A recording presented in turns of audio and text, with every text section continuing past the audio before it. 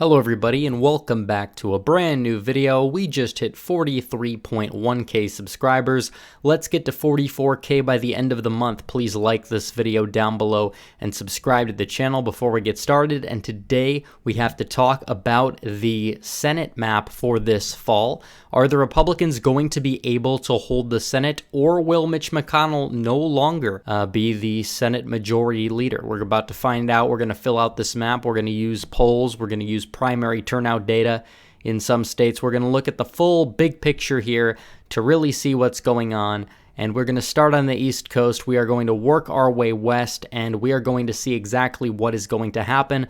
I will also be doing my House prediction and my gubernatorial prediction later this week, as well as going live on Tuesday for the election that's going to be taking place there. So if you don't want to miss that, make sure you hit the bell for notifications so you don't. Anyways, we're going to be starting with Maine. Maine is a controversial one. A lot of the polling we've seen actually has Susan Collins within the margin of error, but down. However, there's usually 10 to 15% undecided in a lot of these polls.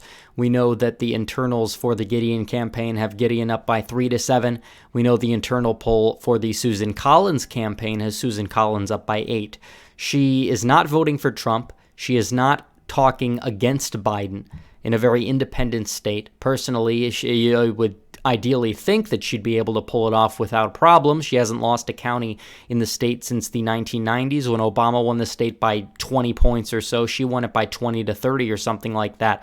But Maine is changing, and in some ways it's changing to the benefit of Republicans, but the nation has changed in terms of the fact it's a much more polarized country now than it was 4 years ago. In terms of Maine, I believe that Susan Collins is going to get enough undecideds to hold her seat. It's going to be very close, and the RNC is going to have to pour money into Maine down the stretch. So I do think Republicans will hold Maine, although that very well could change. And if Democrats want to take back the Senate or have any hope of taking it back, they're going to have to undoubtedly win the state of Maine. The Democrats in New Hampshire, I think they're going to win it safe, likely to safe. I'm going to go off on a limb here and put it as safe. Republicans just don't have a good challenger. Trump may win the state. The Democracy Institute has Trump up in the state. Most of the recent polling from dating back from now to February in the state of New Hampshire actually has Trump leading.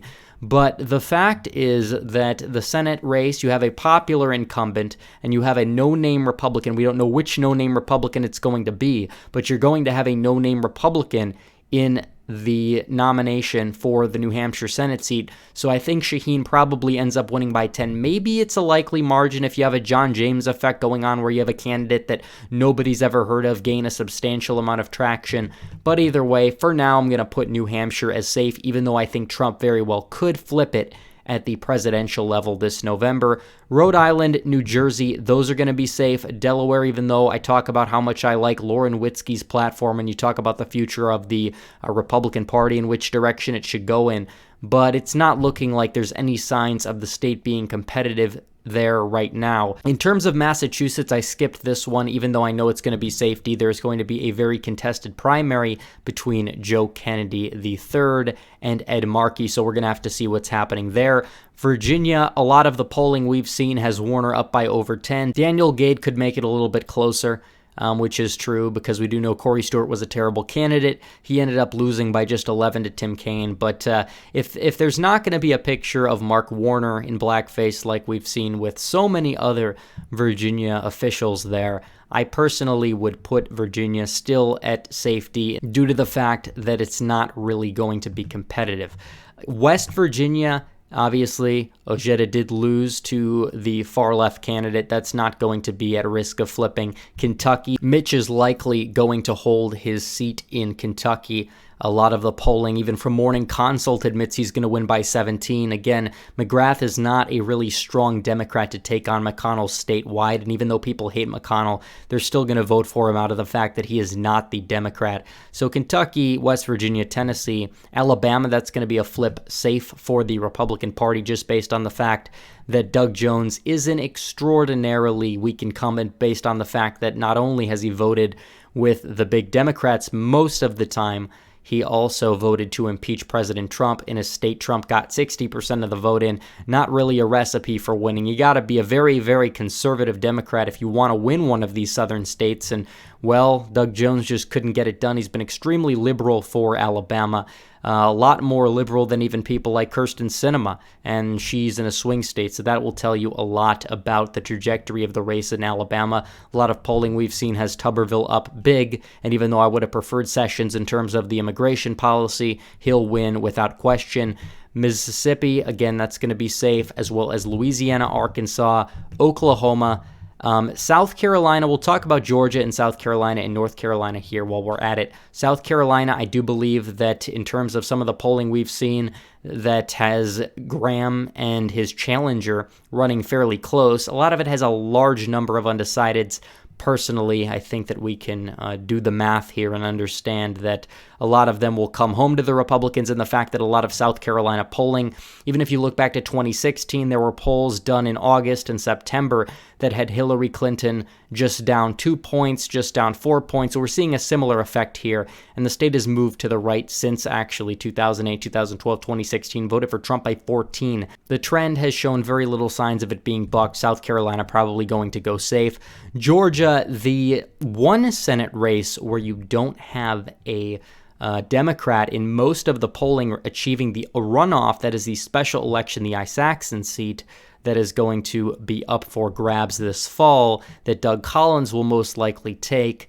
That one is probably going to be safe. I will put that in the likely column just based off of the fact that there's a very, very slim possibility of the Democrats winning. So I don't want to shut them off completely, but we're going to put that in the likely column when it's all said and done. Illinois, safe, blue.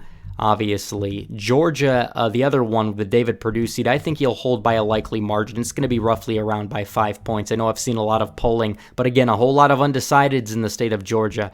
And Perdue in every poll is running several points ahead of Trump, and I do expect Trump to win Georgia by like 2 points, 3 points at a minimum, so I would expect Perdue to win by like 5 or 6. We'll put both of them in the likely column. North Carolina, however, right now, I mean, things could change personally. I mean, it could go down the wire. Again, we talk about election forecasting.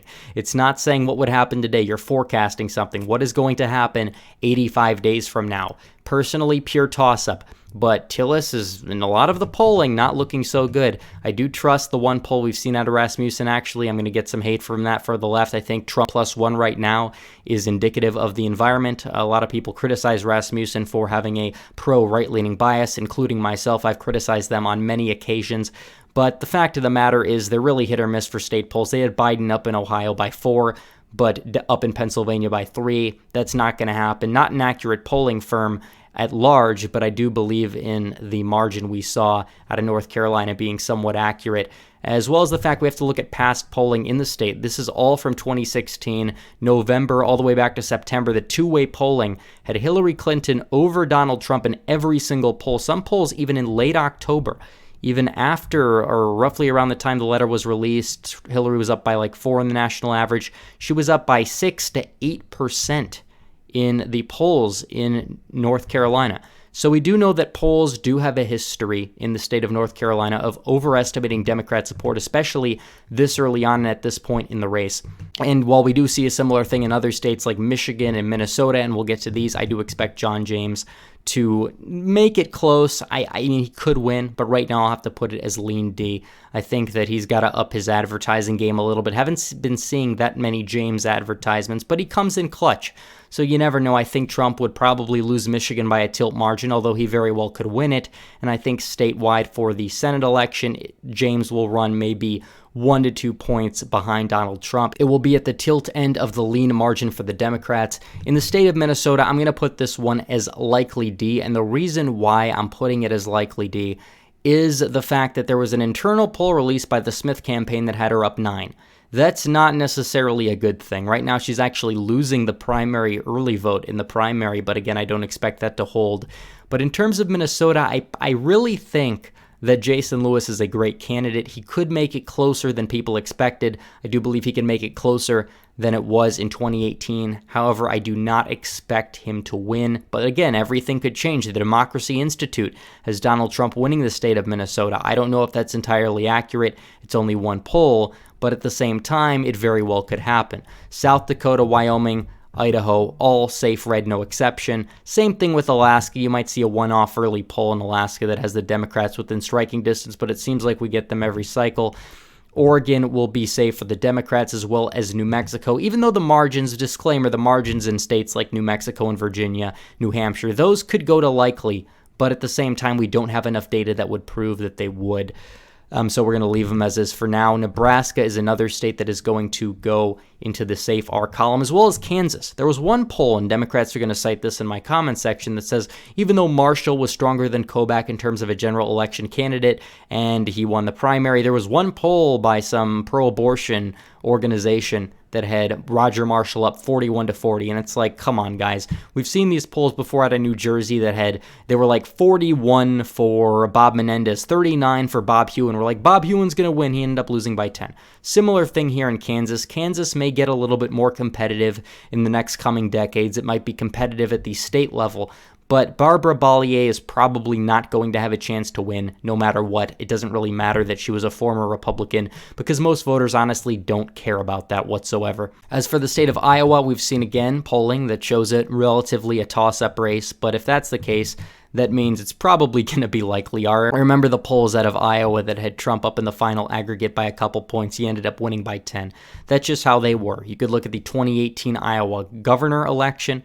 When it was a pure toss-up, Reynolds ended up winning by 4 or 5 points. I think Ernst at the end of the day is going to win by a likely margin. In Texas, I think Cornyn may even win safe, likely to safe. MJ Hagar is not Beto O'Rourke. John Cornyn is not even Ted Cruz. He is a much less polarizing figure, and he is running above Trump in the state, usually by, 5 to 10 points, depending on the poll. So that leaves Montana, Colorado, and Arizona. Republicans need just one more seat to take the Senate. I asked this question at the start of the video, and the answer is Montana. I do believe Steve Daines is going to win by around 6. It's going to be on the lean end of likely. Politics at the national level are different than politics at the state level. If this was a midterm election, maybe I could see Bullock edging it out. But again, the bump you saw due to the virus has kind of subsided. A lot of the recent polling, even Democrat internal polling, have Daines up by like 5 to 6 points. And again, it could get closer than this, but right now I would probably expect Steve Daines to win by 5 points or so. I would expect the Republicans to flip the Montana governor election, and I will talk about that in one of my next videos. And I would expect Trump to win the state of Montana by a safe margin, similar to what he won it by last time. So that leaves Colorado, and that leaves Arizona. Colorado is going to go to the Democrats probably by a likely margin. It could get a little bit closer, but again, I think that John Hickenlooper is probably going to deal with Cory Gardner. He's not really that well liked for a senator, and we know how the state of Colorado has been trending recently. I would not expect that to change, and again, because it is a presidential election, it's not like a Biden midterm. I think Republicans could win Senate seats in a Biden midterm like Nevada, Colorado, maybe even New Mexico if they can field the right candidate, but the Democrats are fielding the right candidate here. If it was Andrew Romanoff, I think Gardner would have a very good chance at holding his seat, running even 10 points ahead of Trump, but that is not the case here. I think Hickenlooper will do more than enough in terms of getting support in the Denver suburbs to win. That leaves us with one more state, Arizona. This one's going to go blue in my opinion. I think Arizona's going to go blue. I think Trump is going to win Arizona by 1 to 2 points. Again, I've listed reasons for that in my last video. However, I do think that Mark Kelly is going to end up winning by 4 to 5 points. If not lean, it's likely. And I won't be upset with that personally. I think Martha McSally is a total loser.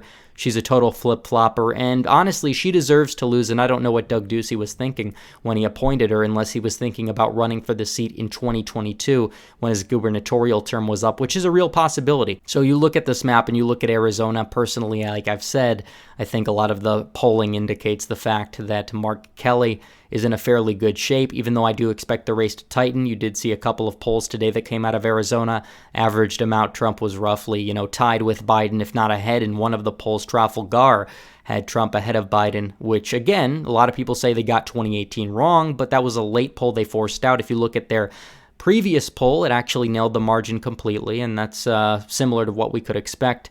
So this is the map, 51 to 49. I would expect the Republicans to hold on. Now there is a catch here, and that is if Trump wins re-election and it's a bad midterm, Democrats probably do flip the Senate. If not, if Biden wins and it's a midterm, I would expect Republicans to gain seats in the Senate.